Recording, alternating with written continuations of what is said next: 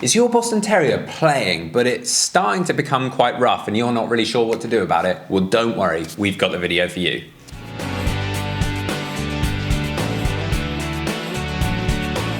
Welcome back to the Fenrir Boston Terrier Show. My name's Joe and I'm a certified canine leader here at FenrirCanineLeaders.com. We are dedicated to helping you learn everything you could possibly want to know about the Boston Terrier, then how to become a high-level canine leader so you can raise your very own. So if you're new here, don't forget to subscribe and turn on that notification bell so you never miss a future upload.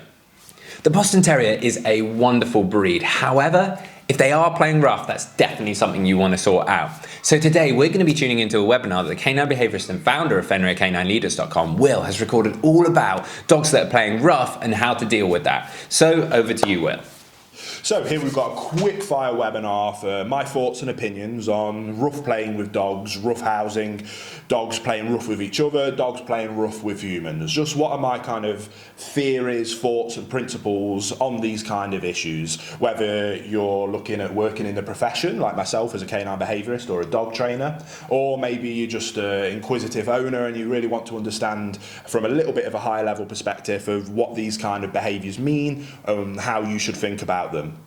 Now, when it comes to dog ownership as a whole, it's one of those things that has so many different thoughts, opinions and theories on this topic, and ultimately and unfortunately, as kind of human nature is, we often break away into teams and then those teams just spend all time arguing with each other and getting absolutely nowhere. How I look at that as a overarching macro level of canine ownership is that for me, in my opinion, there is some non-negotiables when it comes to canine ownership. After those non-negotiables, we then have negotiables, things that are subjective to each different owner. Now, for me, a non-negotiable is that you absolutely must provide your dog, regardless of its breed, age, your lifestyle, your family, you must provide it with excellent leadership.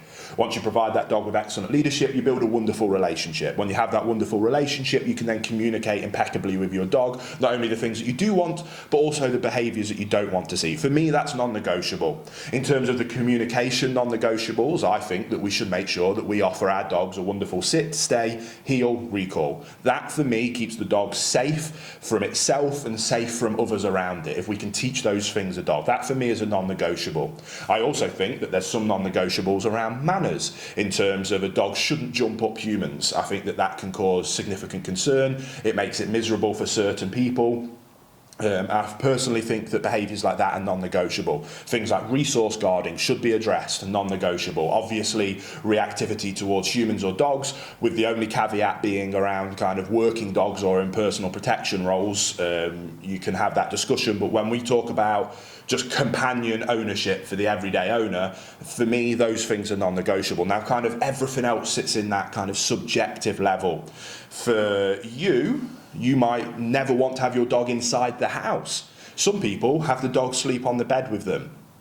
Instead of arguing of which is right or wrong, for me, if all of those non-negotiable areas are in place, that's simply a subjective opinion on the owner's part.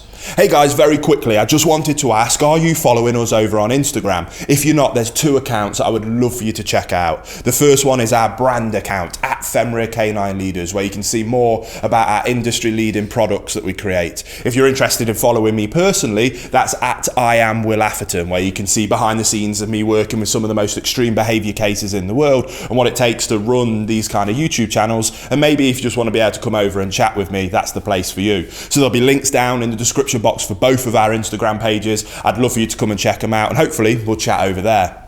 Now, there's tons of different examples we can give there, but the one I want to dial in on in this video is around rough play. Now, again, like humans are different, dogs are different. Some dogs love to rough house and rough play. Some dogs don't like it, and it's just not fun or enjoyable for them. Rough play can go right, and it can be a wonderful relationship building tool with you and your dog, or with dogs in a pack. They'll often sometimes rough play, if the non-negotiables are in place. And that's the point I want to take away from this mini webinar. I love roughhousing with my dogs. I absolutely love it. My wife hates it. She doesn't like to do it. Her subjective idea of living with a dog is to have a dog that's calm, quiet, and in the evening when our boys have gone to bed and she wants to relax, She'll welcome a dog up onto a sofa and she'll have a cuddle with it. Her subjectively, that is fine. And I have no issue with that whatsoever, because all the dogs that live in our house or with us have those non-negotiable fundamentals in place, which then allows us these subjective things. When it comes to rough play, I love rough playing with dogs. Big, powerful, mastiff dogs they're just fun to roughhouse with, roll around on the floor with them, have a bit of fun with them. If you've got those non-negotiable areas in play, you can instantly make the decision to turn it off and say enough is enough and that it's done. You initiate play as the leader in that dog's life and the leader in that relationship with your dog, and you say when that behaviour is enough and that you want to stop. It really is that simple. If you don't have the ability to stop roughhousing and decide when to start and decide when to stop, then you have a fundamental non-negotiable problem in your leadership, relationship and communication with your dog. If you are in that category, then I don't think roughhousing is a good idea with your dog. You also need to be able to have that relationship between multiple dogs. So I'll often let my dogs play, and I'll let them play quite rough, and sometimes they become quite vocal with each other. But if I see that one dog is playing a little bit too roughly, or with a dog that isn't really enjoying it, and that dog is looking up to me for guidance and direction, displaying that it doesn't want this to happen, but because of the relationship, I am going to take ownership of that situation and tell the other dog that enough is enough and to leave it alone. I have control in those situations because of the leadership, relationship and communication that is fundamental and non-negotiable when it comes to owning a dog or owning multiple dogs. So when it comes to roughhousing or rough play, do your non-negotiable fundamentals of leadership, relationship and communication, and then it's completely a subjective decision. What allows it to be subjective is because you have the ability to turn it on and you have the ability to turn it off. If you don't, then you shouldn't do it, because it can get you too far and people can get hurt. But if you have the ability to turn it on and off, you control it, you decide when enough is enough, and you can maintain that everybody involved is safe. If you don't want your children to roughhouse with the dogs, you have the ability to ensure that that never happens.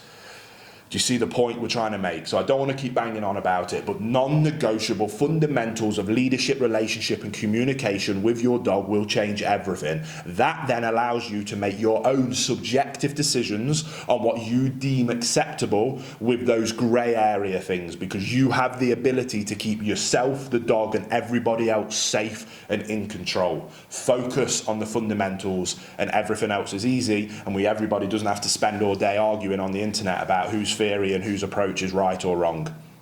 There you have it, guys. If your Boston Terrier is playing rough, there's some really useful tips and tricks that you can put into practice straight away with them to sort that out.